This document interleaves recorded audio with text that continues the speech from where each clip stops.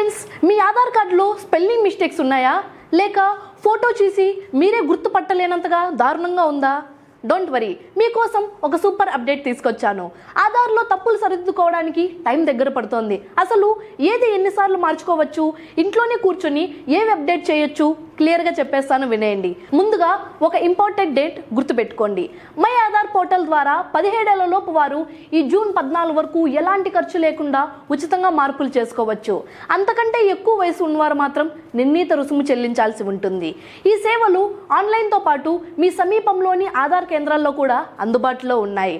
Rules ప్రకారం మన పేరుని లైఫ్లో 2 సార్లు, పుట్టిన తేదీని ఒక్కసారి, అలాగే జెండర్ను ఒకసారి మాత్రమే మార్చుకునే ఛాన్స్ ఉంటుంది.